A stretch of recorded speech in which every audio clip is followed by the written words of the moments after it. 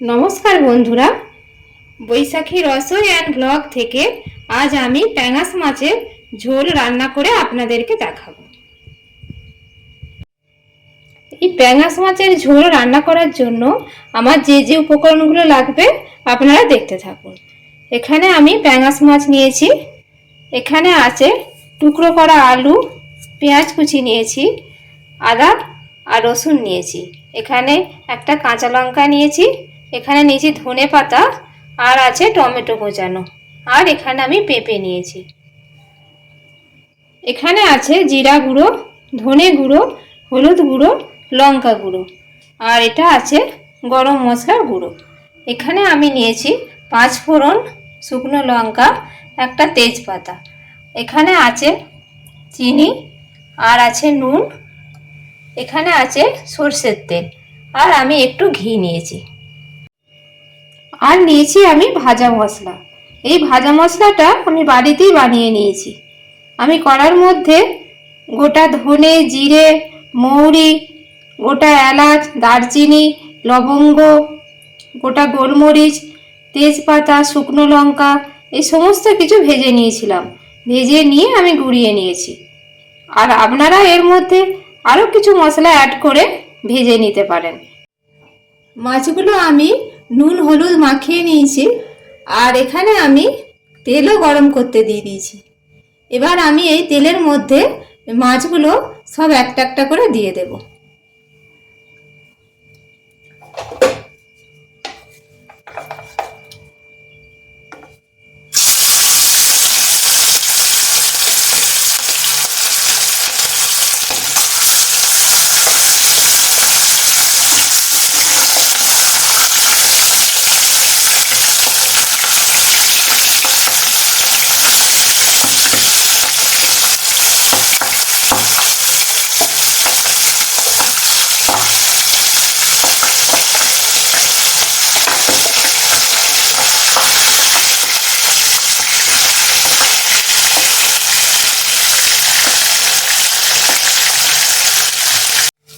মাছটা আমার ভাজা হয়ে গেছে, এবার আমি প্লেটের মধ্যে তুলে রাখবো। দেখুন কত তেল বেরিয়ে গেছে। প্যাঙাশ মাছ ভাজলে একটু তেল বেরোয়, সেজন্য তেলটা প্রথমেই একটু কম নিতে হবে। অনেক তেল বেরিয়ে গেছে এই মাছটা থেকে। আমি এখন মাছগুলো প্লেটের মধ্যে তুলে রাখছি।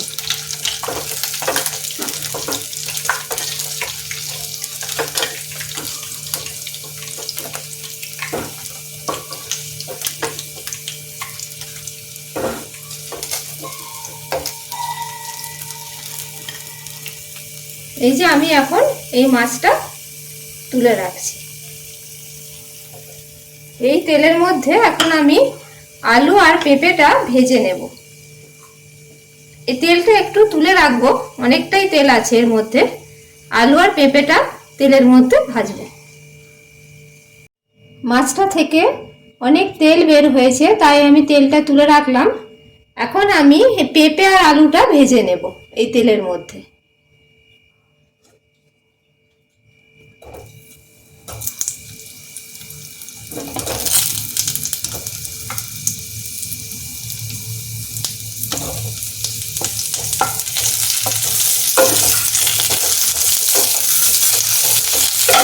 এর মধ্যে আমি একটু নুন হলুদও দিয়ে দেব।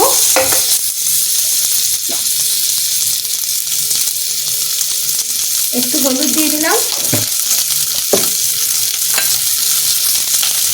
আর একটু নুন দিয়ে দিলাম। এবার এটা ভালো করে ভেজে নেব। পেঁপে আর আলুটা আমার ভাজা হয়ে গেছে, আমি এবার এটা প্লেটের মধ্যে তুলে রাখছি।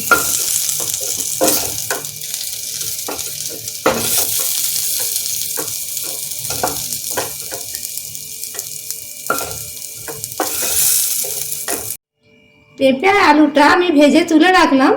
এটা আমি এখন একটু সিদ্ধ করতে দেবো প্রেসার কুকারে। হালকা করে একটু সিদ্ধ করে নেব। ওইদিকে আমি আলু আর পেঁপেটা সিদ্ধ হতে দিয়েছি। এখন আমি এই তেলের মধ্যে তেজপাতা, শুকনো লঙ্কা আর 5 ফোড়নটা দিয়ে দিচ্ছি। এখন আমি এখানে মশলাটা তৈরি করে নেব।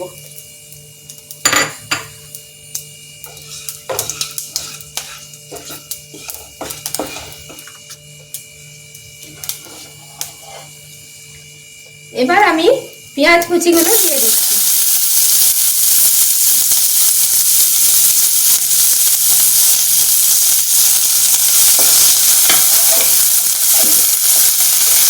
আর এর মধ্যে একটু নুন দিচ্ছি।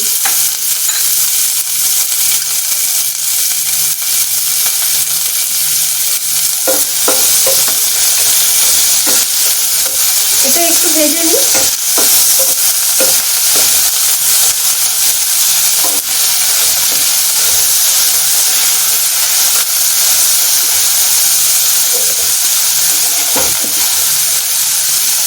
এবার আমি টমেটো কুচিগুলো দিয়ে দিচ্ছি, আর একটা যেটা কাঁচা লঙ্কা নিয়েছি ওটাও দিয়ে দিচ্ছি।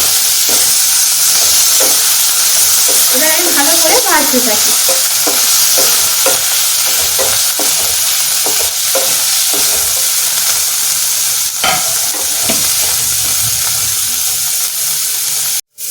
আমি রসুন আদাটা যে ছুঁচে রেখেছিলাম এটা আমি এর মধ্যে এখন দিয়ে দিয়েছি।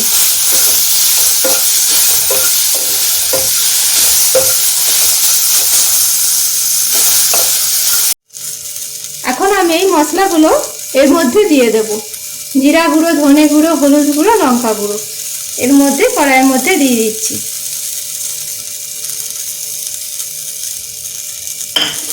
এবার একটু জল দেব। জল আমি দিয়ে দিয়েছি। এবার একটু চিনি দিয়ে দেবো, মশলার মধ্যে কালার আসবে ভালো। আর একটু নুন দিয়ে দেব।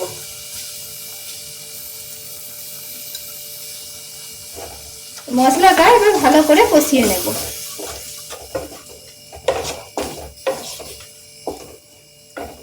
মশলাটা আমার কষানো হয়ে গেছে। এখন আমি এই কড়াইয়ের মধ্যে আলু পেঁপেটা সিদ্ধ করে রেখেছিলাম ওটা আমি দিয়ে দিচ্ছি।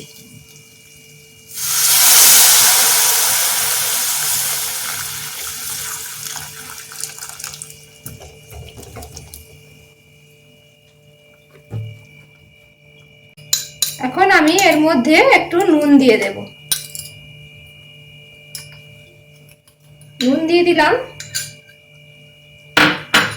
এবার আমি এটা একটু চাপা দিয়ে ঝোলটা ফুটিয়ে নেব।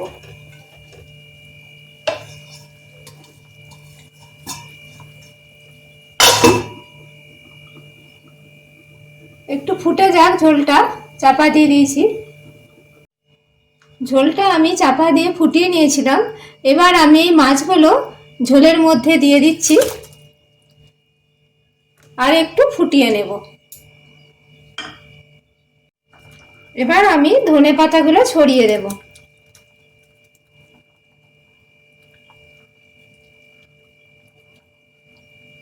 ধনে পাতাগুলো ছড়িয়ে দিলাম। এবার আমি এই ভাজা মশলাটা এর মধ্যে ছড়িয়ে দেব আর একটু ঘি ছড়িয়ে দিচ্ছি। এবার আমি গ্যাসটা অফ করে দেব। এটা একটু চাপা দিয়ে রেখে দেব। প্যাঙাশ মাছের ঝোলটা আমার রেডি হয়ে গেল। প্যাঙাশ মাছের ঝোল অনেকেই তো খেয়েছেন, কিন্তু যারা এখনো খেয়ে দেখেননি তারা একবার এইভাবে বানিয়ে খাবেন, দেখবেন খুব ভালো হয় খেতে। এটা মাংসের ঝোলের চেয়ে কম নয়, কিন্তু একবার বানিয়ে খেয়ে দেখবেন এটা।